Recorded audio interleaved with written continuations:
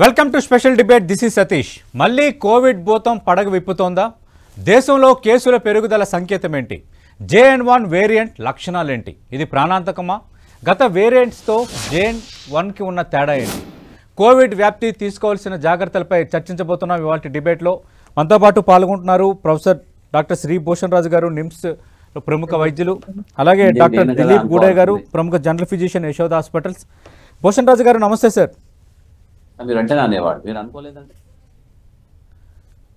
Right, Bhushan రాజు గారితో మాట్లాడదాం. దిలీప్ గూడే గారు, మళ్ళీ కోవిడ్ కేసులు కనిపిస్తున్నాయి. లేటెస్ట్ నెంబర్స్ తీసుకుంటే దాదాపు 300కు దగ్గరలో కోవిడ్ కేసులు మన దేశంలో నమోదయ్యాయి. ఇప్పటికే మిగతా దేశాలు అంటే ఇప్పుడు హాంకాంగు, సింగపూర్ లాంటి కోవిడ్ కేసులకు సంబంధించి ఫస్ట్ బ్లోఅవుట్ అయితే ఇప్పుడు ఇండియాలో కూడా పెరుగుతున్నాయి. అంటే గతంలో మనం కోవిడ్ పరంగా ఎదురైన అంత తీవ్రత ఇప్పుడు ఉందా? ఎలా అర్థం చేసుకోవాలి? లేదంటే అంతగా ఆందోళన పడాల్సిన అవసరం లేదంటారా? ఒకటి అండి, అది ఆల్రెడీ స్టేట్ లో వచ్చి మనం విస్తృతంగా పేషెంట్లని చూస్తే తప్ప మనం అంటే ఎగ్జాక్ట్ గా ఇలా ఉంటుందని ప్రెడిక్ట్ చేయలేము. కానీ మనకున్న ఎక్స్పీరియన్స్ ప్రకారం మనం 3-4 వేవ్స్ ఆఫ్ కోవిడ్ చూసాం. అయితే భయపడాల్సిన అవసరం మోస్ట్ లైక్లీ లేదు, జాగ్రత్త పడాల్సిన అవసరం అయితే ఖచ్చితంగా ఉంది. ఓకే, ఎందుకంటే most of Indian population is by now vaccinated 2 times at least. 80-90% of them కి మనం వ్యాక్సిన్స్ అందజేసాము. అది కోవిషీల్డ్ అవ్వచ్చు, కోవాక్సిన్ అవ్వచ్చు, రకరకాల వ్యాక్సిన్లు ఇచ్చాము. Over a period of time, పైగా మల్టిపుల్ ఇప్పుడు మనకు తెలిసిన ఫ్లూ ప్రతి ఇయర్ మారుతూ ఉంటుంది, వైరస్ తన పాయింట్ మ్యూటేషన్ అది చేసుకుంటూ ఉంటుంది. సో దానికి కూడా మనం vaccines, in fact post COVID vaccination drive for adults అనేది పెరిగింది. Most adults are getting vaccinated. So దీని వల్ల ఖచ్చితంగా it won't be as bad as wave 2. In fact మీకు గుర్తుంటే second wave was the worst of all mortality wise చూస్తే కూడా. అయితే మనం ముందు జాగ్రత్తగా అవన్నీ they all hold good. Safe distance maintain చేయడం, ఒకవేళ మీకు నిజంగానే ఫ్లూ సిమ్టమ్స్ ఉంటే డిస్టెన్స్ మెయింటైన్ చేయడం, శానిటైజ్ అంటే మిగిలిన ఫ్యామిలీ మెంబర్స్ కానీ ఫ్రెండ్స్ కానీ వర్క్ ప్లేస్ లో కానీ శానిటైజ్ చేసుకోవాల్సిన అవసరం ఉండటం, టైంకి అంటే మీకు ఫీవర్ అది పెరుగుతున్నప్పుడు టైంకి హెల్ప్ తీసుకోవాల్సిన అవసరం, ఓపీ కానీ ఐపీ కానీ మీ డాక్టర్ చెప్పిన దాన్ని బట్టి మీరు నడుచుకోవడం అనేది important. And most likely it is appearing that అంత తీవ్రంగా వచ్చే సంకేతాలు కనిపిస్తున్నాయి.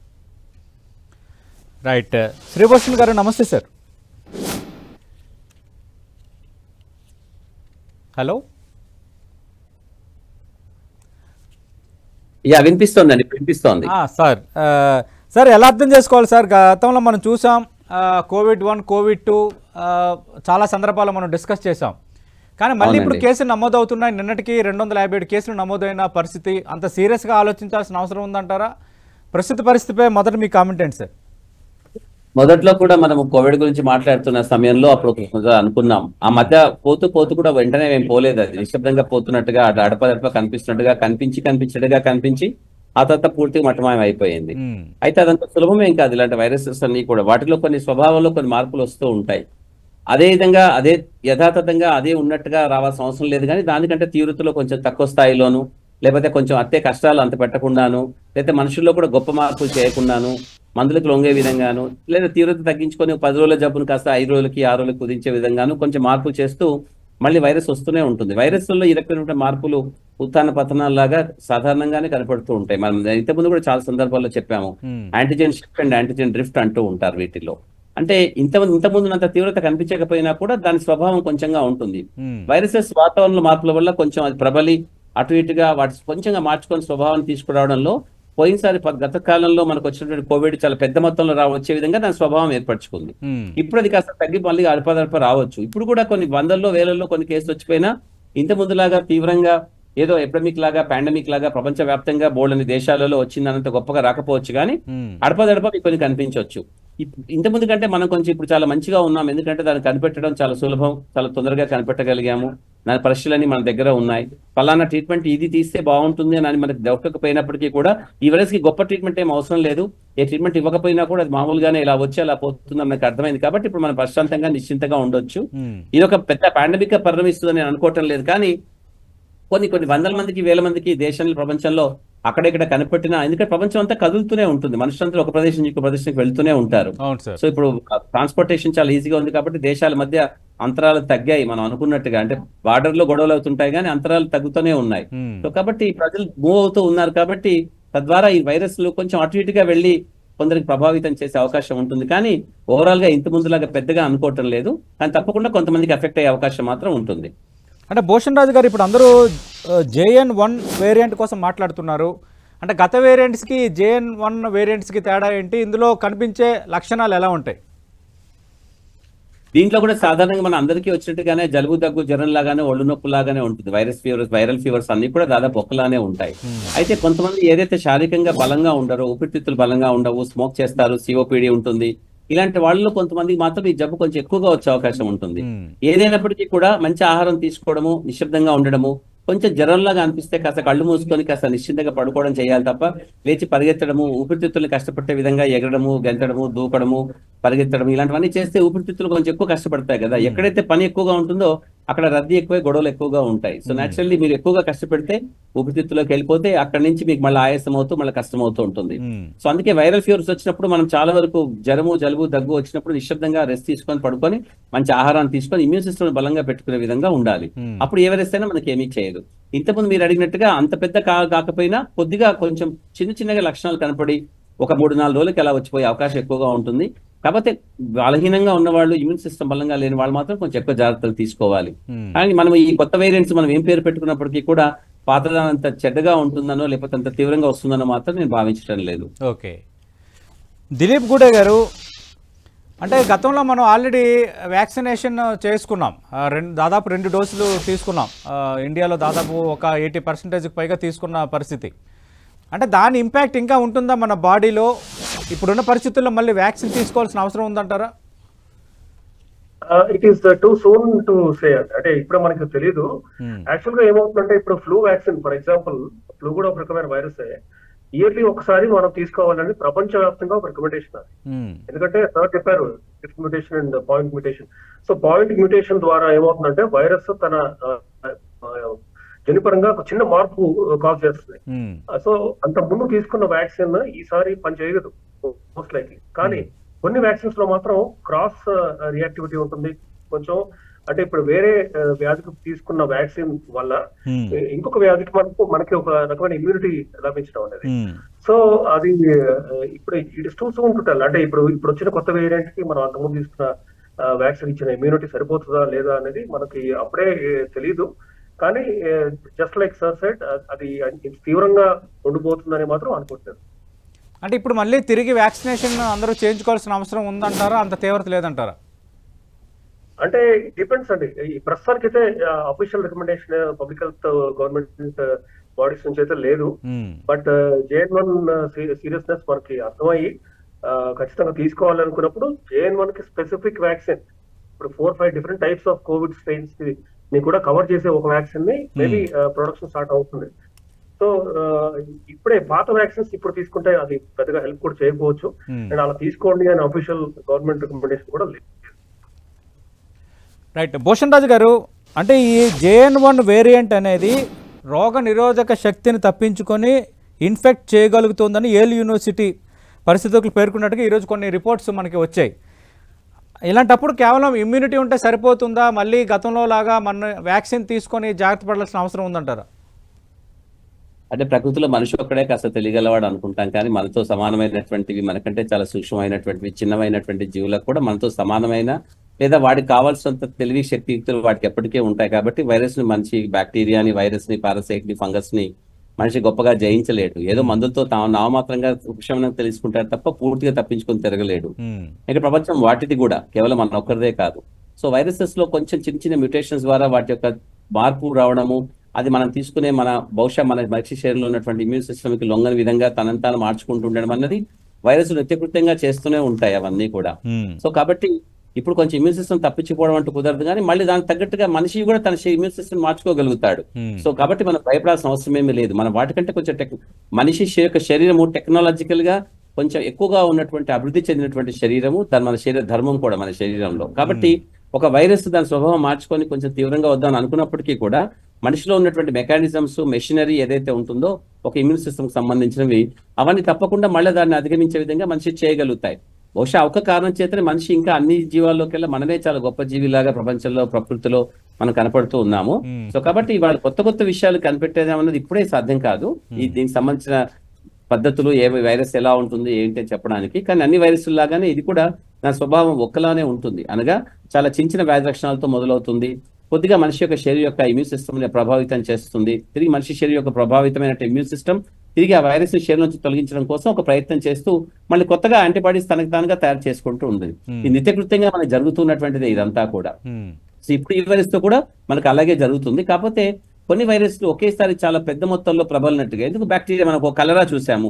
కలరా ఒక చిన్న ప్రదేశంలో చాలా తక్కువ ప్రదేశంలో చాలా ఎక్కువ మందికి వస్తూ ఉంటుంది. కలరా ప్రబలింది అంట. అలా ఒక డెంగీ అలా వస్తుంది. కొన్ని బ్యాక్టీరియాలు వైరస్లు అన్ని కూడా మనకు ఒక ప్లేగ్ ఒకేసారి వచ్చింది అంటాము. ఇట్లాంటివన్నీ కూడా కొన్ని వారాలు నెలలు అలా వచ్చి ఎవరైతే కష్టంగా ఉంటారో బలహీనంగా ఉంటారో శారీరకంగా ఆరోగ్యపరంగా అలాంటి వాళ్ళని కొంచెం ఎక్కువ కష్టపెట్టి పోతూ ఉంటాయి. సో కాబట్టి ఇవన్నీ కృత్యంగా మనకు తెలిసిన విషయాలు అయినప్పటికీ కూడా వైరస్లు కొత్త ప్రభావం మార్చుకున్నప్పుడు కొంచెం ఎక్కువ మంది ప్రభావితం అయ్యే అవకాశం ఉంటుంది. కాబట్టి మనం అందరం జాగ్రత్తగా ఉండాలి. మనలో ఎవరు బలహీనులో మనకే తెలియదు. మనకి ఎటువంటి జబ్బు మనల్ని ఎక్కువగా తీవ్రం చేస్తుందో మనకే తెలియదు. ఉదాహరణకి ఒక బీపీ ఉందనుకోండి, బీపీ వేల లక్షల కోట్ల మందికి ఉంటుంది. అందులో కొద్దిమంది బీపీ బాగా పెరిగి మెదడులో రక్తనాళాలు చిట్లో కిడ్నీ ఫెయిల్ అయ్యో హార్ట్ ఫెయిల్ అయ్యి చనిపోతూ ఉంటారు. కాబట్టి బీపీ ఉన్న వాళ్ళందరికీ మనం అలా చెప్పాల్సిన అవసరం లేదు. అలాగే ఈ వైరస్లు కొంతమందికి వచ్చి ఉంటుంది, కొంతమంది పరీక్షలు చేయించుకుంటారు, కొందరు చేయించుకోరు. చేయించుకున్న వాళ్ళకి తెలియాల్సిన అవసరం లేదు. చేయించుకోకుండా కూడా వైరస్ నిశ్శబ్దంగా ఉండవచ్చు. కానీ ఒకటి ఏంటంటే ఈ వైరస్ నుంచి మనం తగ్గించుకోవాలనుకుంటే మళ్ళీ ఇలాంటి ప్రభావం ఏదైనా కనపడుతున్నప్పుడు మనము కేవలం సాంఘిక ధర్మాలైనటువంటి మళ్ళీ మాస్క్ ధరించడము, మనిషి కొంచెం దూరంగా ఉండడము, ఎడంగా ఉండడము, ఇలాంటివన్నీ మనం జాగ్రత్తగా చేసుకుంటూ ఉండాలి. ముఖ్యంగా జనసమ్మర్దం అధికంగా ఉన్నటువంటి ప్రదేశాల్లో మనం తప్పకుండా ఇవన్నీ చూసుకోవాలి. మనం ఒంటరిగా ఉన్నప్పుడు ఒకరిద్దరు ఉన్నప్పుడు మనకు పెద్ద అట్టే తేడా రాకపోవచ్చు. కానీ గుంపులో మనం తిరుగుతున్నప్పుడు మాత్రం చాలా జాగ్రత్తగా ఉండాల్సిన అవసరం ఉంది అని చెప్పి ఈ పరిస్థితులు మళ్ళీ మనకు తెలియజేస్తున్నాయి. ఇంత ముందంత గొప్పగా కాకపోయినా కూడా మన శరీరం యొక్క ధర్మం మనకే తెలియదు. కాబట్టి ఎవరికి వాళ్ళు చాలా మంచిగా జాగ్రత్తగా ఉండడం అన్నది చాలా మంచిది. అంటే భూషణ్ రాజు గారు, ఎలాంటి లక్షణాలు కనిపిస్తే కోవిడ్ టెస్ట్ చేయించుకోవాలంటారు ప్రస్తుత పరిస్థితుల్లో? ప్రస్తుతం అయితే ఇప్పుడు మనకి జలుబు దగ్గు అది కాకుండా ఫస్ట్ ఒళ్ళు నొప్పులాగా కండరాల నొప్పులాగా నీరసంగా అనిపించినా, కళ్ళు కొంచెం మంటలుగా అనిపించినా, గొంతు నొప్పి అనిపించినా, లేకపోతే కొంచెంగా జ్వరం అనిపించినా కూడా మనం చెక్ చేసుకోవడం మంచిది. వెంటనే పరీక్ష చేసుకుని వెంటనే ఇలాంటి లక్షణాలు ఈ వైరల్ ఈ సీజన్ లో ముఖ్యంగా ఈ ఎండాకాలం మొదలైన ప్రారంభ దశల్లో మనకి ఇట్లాంటి లక్షణాలు చాలా వాటి కనపడుతూ ఉంటాయి. ఇది ఫలానా కోవిడ్ అని చెప్పడం మనకు సాధ్యం కాకపోయినప్పటికీ కూడా ఎప్పుడైతే 2 లేదా 3 రోజుల కంటే ఎక్కువగా ఈ లక్షణాలు కాస్త తీవ్రమవుతున్నాయి, పెద్దగా అవుతున్నాయి అనుకుని మాత్రమే చెక్ చేసుకోండి. ప్రతి వచ్చిన జలుబు దగ్గును కూడా మనము కోవిడే అనుకోవాల్సినంత అవసరమే లేదు. అది కోవిడ్ అయినప్పటికీ కూడా దాన్ని వెంటనే మనం చెక్ చేసుకోవాల్సినంత అవసరం కూడా లేదు. ఒక 4-5 రోజులు 3-4 రోజులు అయిన తర్వాత మీకు కొంచెం వేరుగా అనిపిస్తోంది, మీకు లక్షణాలు కొంచెం భిన్నంగా కనిపిస్తున్నాయి, లేదా సాధారణంగా కనిపించే వైరస్ లాగా కాకుండా మనకి ఇంతకుముందు మనం అనుకునే వాళ్ళం స్మెల్ తగ్గిపోతోంది, వాసన యొక్క గుర్తించే గుణం వాళ్ళు తగ్గిపోతోంది, నాలుక మీద రుచి తగ్గిపోతోంది, ఎక్కువ నీరసంగా ఉంటుంది, మబ్బుగా నిద్రగా ఉంటుంది, ఇలాంటి లక్షణాలు కనిపించినప్పుడు మాత్రం 2 లేదా 3 రోజులు జ్వరం అంతకంటే ఎక్కువగా ఉండి 102-103 కంటే ఎక్కువగా వస్తూ ఆకలి పూర్తిగా మందగించి నిస్సత్తువ నీరసము అలాంటివి ఉన్నప్పుడు చేసుకోండి. కొన్ని సందర్భాల్లో ఇలాంటి వైరసెస్ కేవలం నేను చెప్పినట్టుగా స్వాభావికమైనటువంటి శారీరకమైనటువంటి లక్షణాలే కాకుండా ఒక అవయవానికి సంబంధించిన విధంగా కూడా ఉంటాయి. ఉదాహరణకు ఒక గ్యాస్ట్రైటిస్ లాగా, ఒక డయేరియా లాగా కూడా రావచ్చు, లేదా దగ్గు ప్లెమ్ రాగా తెవడతో వస్తూ బాగా దగ్గుతో వస్తున్నట్టుగా రావచ్చు. ఒక అవయవాలకు ప్రభావితం చేసే విధంగా కూడా ఉంటాయి వైరస్ అన్ని కూడా. సో అవి చూసుకుంటూ ఉండాలి. కానీ వెంటనే ఇప్పుడు మన ఈ లక్షణాలు ఉన్నటువంటి వాళ్ళు కొన్ని లక్షల కోట్ల మంది ఉంటారు మన తెలుగు రాష్ట్రాల్లో కానీ దేశంలో కానీ. వెంటనే వాళ్ళందరూ వెళ్ళి కోవిడ్ చెక్ చేసుకోండి అని చెప్పడం నా ఉద్దేశం కాదు. అలా చెక్ చేసుకోవడం కూడా మంచిది కాదు, తప్పు కూడా అవుతుంది. ఇంకా కొన్ని రోజులు చూడండి, ముఖ్యంగా మన ఇళ్లలో ఉంటూ మన ప్రదేశాల్లో ఉంటూ మన జీవితాన్ని గడుపుతున్న వాళ్ళని కాకుండా ఎవరైతే ఇతర దేశాల నుంచి, ముఖ్యంగా పాశ్చాత్య దేశాలు కావచ్చు, మన సౌత్ ఏషియన్ కంట్రీస్ లో ఉన్నటువంటి సింగపూర్, మలేషియా, థాయిలాండ్, చైనా లాంటి దేశాల నుంచి వెళ్ళొచ్చిన వాళ్ళు, వస్తున్న వాళ్ళు, వెళ్దాం అనుకున్న వాళ్ళు, వచ్చి కొన్ని రోజులుగా ఉన్నటువంటి వాళ్ళలో ఎటువంటి వారికి ఎటువంటి లక్షణాలు కనిపిస్తే అలాంటి వాళ్ళు చెక్ చేసుకోండి తప్ప మళ్ళీ ఇంట్లో కూర్చుని సాధారణంగా ఒక ముస్లిం అలా ఉంది, జలుబు దగ్గు చేసింది, కోవిడ్ అయ్యి వచ్చు అనుకుంటూ పరీక్షలు చేయడం అట్లాంటివన్నీ చేయకూడదు. సో ఇలాంటివి ఎవరికైతే వాళ్ళ జీవితంలో ఈ మధ్య కాలంలో ఒక రకమైనటువంటి ఒక ట్రావెల్ చేసి వచ్చారో అలాంటి వాళ్ళు చెక్ చేసుకోవాలి తప్ప అందరూ చెక్ చేసుకోవాల్సిన అవసరం లేదు. సార్ భూషణ్ రాజు గారు, అలాగే వాళ్ళు ట్రావెల్ చేయాలి అనుకుంటే కూడా వాళ్ళు చెక్ చేసుకోవచ్చు. ఫర్ ఎగ్జాంపుల్ వాళ్ళు ఇక్కడ ఏదో దేశానికి వెళ్ళాలి అనుకుంటున్నారు, ఇప్పుడు వాళ్ళు కొంచెం జరుబుగా నీరసంగా నిస్సత్తుగా ఉందనుకోండి, అప్పుడు వాళ్ళు చెక్ చేసుకోండి. అంతేకాని అందరూ చేసుకోవాల్సినంత అవసరం లేదు. సార్ కోవిడ్కి సంబంధించి అంత ఆందోళన పడాల్సిన అవసరం లేదంటున్నారు, కానీ కొన్ని లక్షణాలు కనిపిస్తే మాత్రం కోవిడ్ టెస్ట్ చేయించుకోవాల్సిన అవసరం ఉందని నిపుణులు సూచిస్తున్నారు. ఇంకా ఎలాంటి జాగ్రత్తలు తీసుకోవాలి, మెడిసిన్ పరంగా ఎలాంటివి తీసుకోవాలి, దీనిపై వైద్య నిపుణులు ఏమంటారు?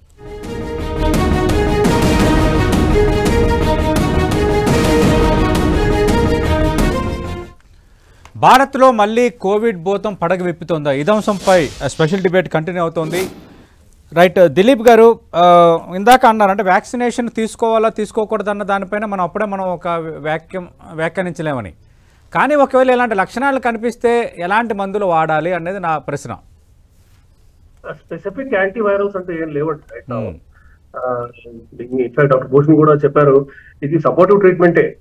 ఇప్పుడు తీవ్రంగా ఫీవర్ ఉన్నప్పుడు జస్ట్ డోలో పారాసిటమాల్ లాంటివి ఇవ్వటం, హైడ్రేషన్ సరిగ్గా చేయటం, అండ్ ఇంకా ఎక్కువ ప్రాబ్లమ్స్ ఉండి అంటే హార్ట్ రేట్ పెరగటం, బీపీ తగ్గటం లాంటివి ఉంటే అడ్మిట్ చేయాల్సిన అవసరం రావడం. లంగ్స్ ని మనం గమనించాలి, ఏమైనా కొత్త ఇన్ఫిల్ట్రేట్స్, సూపర్ యాడెడ్ బ్యాక్టీరియల్ ఇన్ఫెక్షన్ ఏమైనా వస్తుందా, ఇవన్నీ మనం ఇన్పేషెంట్ ట్రీట్మెంట్ అవసరమా లేదా, అంటే సీరియస్ అవుతున్న కొద్దీ పేషెంట్ మనం అడ్మిట్ చేసుకుని ట్రీట్ చేస్తాం. But as such right now ఫలానా ట్రీట్మెంట్, ఫలానా స్పెసిఫిక్ యాంటీవైరల్ మందు అంటూ లేదు. అంటే ఇప్పుడు గతంలో మనం చూసాం కదా సార్, అంటే గతంలో మనకు ఎదురైన కేసులు, అలాగే కరోనా 2 నేపథ్యంలో మోర్టాలిటీ కూడా ఎక్కువ ఉంది. ప్రారంభంలో కూడా మీరు ప్రస్తావించారు అంశాన్ని. అంటే ఇప్పుడు ఆల్రెడీ కొన్ని ప్రొసీజర్స్ తెలిసే కాబట్టి ఒకవేళ కోవిడ్ వచ్చిన ట్రీట్మెంట్ ఈజీ అయినా, లేదంటే ఈ వేరియంట్స్ కూడా ప్రాణాంతకం అయ్యే ఛాన్సెస్ ఏమైనా ఉంటాయా? సో ఛాన్సెస్ అయితే ఉన్నాయి, బట్ చాలా తక్కువ. అది మేబీ 2 or 3 per 100 అనొచ్చేమో. 2-3% ఛాన్స్ ఉంది అది పెరగటానికి. కానీ మనం అంటే ఇప్పుడే మనం చెప్పలేము. బట్ ఓవరాల్ గా చూస్తే గత ఇప్పుడు 5 ఏళ్లలో, లాస్ట్ 5 years లో మన బాడీస్ అంటే human bodies have encountered multiple waves of ఈ వైరల్ ఇన్ఫెక్షన్స్. కాబట్టి ఈ కొత్త వేరియంట్ అయినా కూడా మన బాడీ దాన్ని టేక్ కేర్ చేయగలదు. అన్లెస్ అన్కంట్రోల్డ్ షుగర్ ఉండి, కిడ్నీ డిసీజ్ తీవ్రంగా ఉండి, హార్ట్ డిసీజ్ ఉండి, లివర్ డిసీజ్ ఉండి, ఏజ్ బాగా ఎక్కువ ఉండి, ఎక్స్ట్రీమ్స్ ఆఫ్ ఏజ్ ఉన్నప్పుడు కానీ, అంటే బాగా ముసలి కానీ పిల్లల్లో కానీ, వీళ్ళలో తీవ్రమయ్యే ఛాన్స్ ఉంది. సో వీళ్ళు మాత్రం కనుక ఈ సిమ్టమ్స్ ఉంటే త్వరగా వైద్య అంటే మెడికల్ హెల్ప్ తీసుకోవాల్సిన అవసరం అయితే ఉంది. రైట్, భూషణ్ రాజు గారు, మన ఇండియాలో చూస్తే కేరళ, మహారాష్ట్ర, తమిళనాడులో ఎక్కువ కేసులు కనిపిస్తున్నాయి. గతంలో కూడా కరోనా 1, కరోనా 2 టైంలో కూడా కేరళలోనే మొదటగా కేసుల తీవ్రత పెరిగింది. ఉన్న ఈ 257 కేసుల్లో దాదాపు కేరళ నుంచి 69 కొత్త కరోనా కేసులు ఉన్నాయి. తర్వాత మహారాష్ట్ర 44, తమిళనాడు 34 కేసులు ఉన్నాయి. అంటే విస్తృతి పెరగొచ్చా అనుకోవచ్చా? ఎందుకంటే ఆల్రెడీ మాన్సూన్స్ ఎంటర్ అవుతున్న వాతావరణం, ఇక వర్షాలు, వాతావరణం కొంత చల్లబడుతున్న పరిస్థితి కనిపిస్తోంది. వైరస్లు ప్రబలడానికి వాతావరణం ఒకటి చాలా అనుకూలించాలి. వాటికి ఏ అనుకూల వాతావరణంలో ఉన్నా ఏదైనా పెరుగుతుంది. కాబట్టి ఇక్కడ వైరస్లు ప్రభావితం చేయడానికి ముఖ్యంగా ఈ మొట్టమొదటి కారణమే వాతావరణం అనుకూలించాలి. ముఖ్యంగా ఈ వైరస్లకి ఒక్కొక్క వైరస్ కి ఒక స్వాభావిక ధర్మం ఉంటుంది. కొన్ని చల్లగా ఉన్న చోట, కొన్ని వెచ్చగా ఉన్న చోట, కొన్ని హ్యూమిడ్ గా ఉన్న చోట, కొన్ని చోట్ల సాంద్రత సరిగా లేని చోట, రకరకాల ప్రదేశాల్లో పెరుగుతూ తగ్గుతూ కనబడుతూ ఉంటాయి. ఇప్పుడు మీరు చెప్పిన దాని ప్రకారం చూస్తే ఇది అక్కడ కూడా ఈ 3 ప్రదేశాల్లో కూడా వాతావరణం ఒకేలాగా ఉంటుంది. సముద్ర తీరానికి చాలా దగ్గరగా ఉండడం అన్నది వాటి స్వభావం.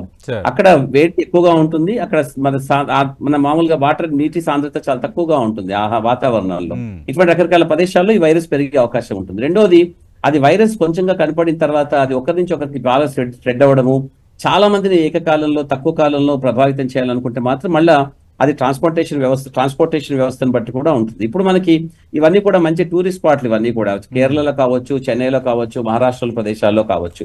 ఈ సముద్రాలకు దగ్గరగా ఉండడం పక్కన పెట్టేస్తే అక్కడ ఎక్కువగా వచ్చే అవకాశం ఉన్న ప్రదేశాలు. కాబట్టి ఇక్కడ నుంచి దేశంలో ఉన్నటువంటి 4 ప్రదేశాలకి చాలా ఎక్కువగా స్ప్రెడ్ అయ్యే అవకాశం ఉంటుంది. సో ఇది ఒక్కటి మనం గమనించాలి. కాబట్టి ఈ ప్రదేశాల్లో ఇంతకుముందు నేను చెప్పినట్టుగా మన దేశాల్లో వేరే దేశాలకు వెళ్ళి వస్తున్న వాళ్ళని ఏ విధంగా వాళ్ళని వాళ్ళు సెల్ఫ్ ఐసోలేషన్ లో పెట్టుకోవడము, వాళ్ళని వాళ్ళు క్వారంటైన్ లో పెట్టుకోవడము, వాళ్ళు దూరంగా ఉండడము, వాళ్ళు మాత్రమే చెక్ చేసుకోవడం గురించి నేను ఏ విధంగా చెప్పాను. ఈ ప్రదేశాలలో ఉన్నవాళ్ళు ఎవరుగా ముఖ్యంగా బయట నుంచి వచ్చిన వాళ్ళు ఎవరైతే మనకు దగ్గరగా ఉంటారో, ఇప్పుడు వేరే దేశాల నుంచి వచ్చారు మనకు దగ్గరగా ఉన్నారు, అలాంటి వాళ్ళు ఉన్నప్పుడు మనకు కూడా కొన్ని లక్షణాలు కనిపిస్తే వాళ్ళిద్దరు కలిసి చెక్ చేసుకోవడము, వాళ్ళ మీద ఎక్కువ అటెన్షన్ చూపించి ఇలాంటివన్నీ చేస్తూ ఉండాలి. సో వాతావరణం అనుకూలించాలి. అది స్ప్రెడ్ అవ్వడానికి ఒక మనిషికి మధ్యలో ఉన్నటువంటి సాన్నిహిత్యం పట్టు కూడా ఉంటుంది. కాబట్టి జనసమ్మర్దం అధికంగా ఉన్న ప్రదేశాల్లో మనం కాస్త ఎక్కువ జాగ్రత్తగా ఉండాల్సిన అవకాశం. ఇప్పుడు ప్రభుత్వాలన్నీ కూడా ఈ ప్రదేశాలలో ముఖ్యంగా ట్రాన్స్పోర్టేషన్ అధికంగా ఉండి టూరిస్ట్ ప్రదేశాలు ఎక్కువగా అనిపించిన ప్రదేశాలలో ఎక్కువ కాన్సన్ట్రేట్ చేసి మనం ఈ ప్రదేశాల్లో ఎక్కువగా స్క్రీనింగ్ అంటే కానీ లేదా ఇంతకుముందు మన కోవిడ్ కాలంలో మనం పెట్టినటువంటి నిబంధనలు ఏదైతే ఉన్నాయో ఆ నియమ నిబంధనలన్నీ కూడా ఇప్పుడు మళ్ళీ ఈ ప్రదేశాల్లో తీసుకోవడం అన్నది చాలా మంచిది. ఇది కొంచెం తొందరగా చేయాల్సిన అవసరం ఉంటుంది. ఇంతకుముందు అంటే మనకు తెలియలేదు కాబట్టి కొన్ని వారాలు నెలలు మనం కొంచెం కాలయాపన చేసినట్టుగా అనిపించింది. ఇప్పుడు ఇటువంటి సందర్భాల్లో మళ్ళీ మనం కాలయాపన చేయకుండా మళ్ళీ అటువంటి తప్పునే పునరావృతం చేయకుండా మళ్ళీ కాస్త తొందరగా ఏది ప్రదేశాలు జనసమ్మర్దం అధికంగా ఉంటాయి, టూరిస్ట్ ప్రదేశాలు, చాలా మంది విదేశీయులు ఇక్కడికి వస్తూ ఉంటారు, లేదా ఈ ఫలానా కుటుంబాలలో ఫలానా వీధుల్లో కొంతమంది ఈ ఫలానా ఎక్కువగా ఉన్నటువంటి ప్రదేశాల నుంచి ఈ మధ్య కాలంలోనే వచ్చారు, వాళ్ళకు కూడా కొన్ని లక్షణాలు కనపడుతున్నాయి అని ఎవరికైతే తెలిసిందో వాళ్ళు వెంటనే వాళ్ళని వాళ్ళు ఐసోలేట్ చేసుకోవాలి, ప్రభుత్వానికి విన్నవించుకోవాలి. వాళ్ళు అక్కడ ఇంటికెళ్ళి మనం స్క్రీనింగ్ చేసుకోవడం ద్వారా అలాంటి వాళ్ళని అక్కడక్కడే నియంత్రించి వాళ్ళు బయట తిరగకుండా చూసుకోవడం, ఇలాంటివన్నీ మనం కొంచెం జాగ్రత్తగా తొందరగా చేస్తే చాలా మంచిది. ఇంత ముందులా కాకుండా నిజానికి ఏ వైరస్ అయినా కూడా కాలక్రమేణా దాని ప్రభావము దాని శక్తి తగ్గిపోతూ ఉంటుంది. కాకపోతే ఏంటంటే దాని శక్తిని అంచనా వేయడం అంత సులభం కాదు. ఎప్పుడూ కూడా మన ఎదురు మనిషి బలహీనుడు అనుకుంటాం కానీ వాళ్ళ బలం కొత్తగా ఏమొస్తుందో మనకు తెలియదు. ఎందుకంటే బలహీనుడు ఎప్పుడు కూడా బలాన్ని పెంచుకోవడానికి ప్రయత్నం చేస్తూ ఉంటాడు నిత్యకృత్యంగా. బలవంతుడు నేను బలంగా ఉన్నాను కదా అని అనుకుంటూ ఉంటాడు. మనిషి ప్రకృతిలో చేసే తప్పు ఎప్పుడు ఈ విధంగానే ఉంటుంది కాబట్టి మన మీద కొన్నిసార్లు వైరస్లు బ్యాక్టీరియాలు జయిస్తూ ఉంటాయి. అది మేము నిత్యకృత్యంగా చూస్తూ ఉంటాం. ఒక ఇన్ఫెక్షన్ వచ్చి మనిషి చనిపోవడం అది చూసినప్పుడు మాకు ఆశ్చర్యం అవుతుంది. ఇంత పెద్ద మనిషిని ఇంత చిన్న బ్యాక్టీరియా చంపగలుగుతుందా అంటే అదే ఆశ్చర్యం. ఎందుకంటే శక్తి పెంచుకోవడం అనేది దాని అవసరం. బలంగా ఉన్నాం అనుకుంటే మనం అనుకోం అలాగా. కాబట్టి ప్రభుత్వాలు కానీ అధికారులు కానీ చాలా తొందరగా ఇటువంటి ప్రదేశాలని గుర్తించి అక్కడ ఉన్న ప్రదేశాల నుంచి ప్రజలు మళ్ళీ వేరే దూరాలకి వేరే ప్రదేశం వెళ్లకుండా కట్టడి చేయడము, నియంత్రించడము, మళ్ళీ మనము మాస్క్ ధరించడము, ఇలాంటి రకరకాల పద్ధతులు మనం అవలంబించడం చాలా మంచిదని నా ఉద్దేశం. Right. Thank you Bhushan Raju గారు, థ్యాంక్ యూ దిలీప్ గూడే గారు. కానీ పరిస్థితి అక్కడి వరకు వెళ్ళకూడదని మనం కోరుకుందాం. ఇందాక భూషణ్ రాజు గారు మీరు అన్నట్టుగా ఆల్రెడీ దీన్ని ఎట్లా కంట్రోల్ చేయాలి, ఎలాంటి జాగ్రత్తలు తీసుకోవాలి, ఎలాంటి మెడిసిన్స్ రావాలన్న దానిపైన ఒక క్లారిటీ వచ్చింది కాబట్టి చాలా ఈజీగా దీన్ని ట్యాకిల్ చేయొచ్చు. అలాగే అజాగ్రత్తగా ఉంటే మాత్రం కష్టాలు తప్పవని వైద్య నిపుణులు సూచిస్తున్నారు. అలాగే ఇందాక దిలీప్ గూడే గారు కూడా ప్రస్తావించారు, అంటే ఇప్పటికిప్పుడు వ్యాక్సినేషన్ అవసరం లేకపోయినా అజాగ్రత్త పనికిరాదు. అలాగే మోర్టాలిటీ వచ్చేంత సమస్యలు లేనప్పటికీ ఏమాత్రం లక్షణాలు కనిపించినా, డయేరియా తరహా లక్షణాలు కనిపించినా, జలుబు దగ్గు 3 రోజుల వరకు నొప్పులు తగ్గకపోయినా కోవిడ్ టెస్ట్ చేసుకోవడం శ్రేయస్కరం. ప్రస్తుతం మాన్సూన్స్ కూడా ఎంటర్ అవుతున్న నేపథ్యంలో వైరస్ మరింత ప్రబలే ఛాన్సెస్ కూడా ఎక్కువగా ఉన్నాయన్నది వైద్య నిపుణులు చెప్తున్నారు. బట్ ఏదేమైనా గత కోవిడ్-1 కోవిడ్-2 సిచ్యువేషన్లో మనం దాని ప్రతాపం ఏ విధంగా ఉంటుందో మనం చూసాం కాబట్టి ప్రతి ఒక్కరు జాగ్రత్తగా ఉండండి. మళ్ళీ కోవిడ్ ప్రోటోకాల్ పాటించండి. అలాగే ఏమాత్రం లక్షణాలు కనిపించిన కోవిడ్ టెస్ట్ చేసుకోండి, వైద్యుని సంప్రదించండి, ఎవరు అజాగ్రత్త చేయొద్దు అన్నది 10 టీవీ కూడా అపీల్ చేస్తోంది ఒక సామాజిక బాధ్యతగా. ఇది వాటి స్పెషల్ డిబేట్.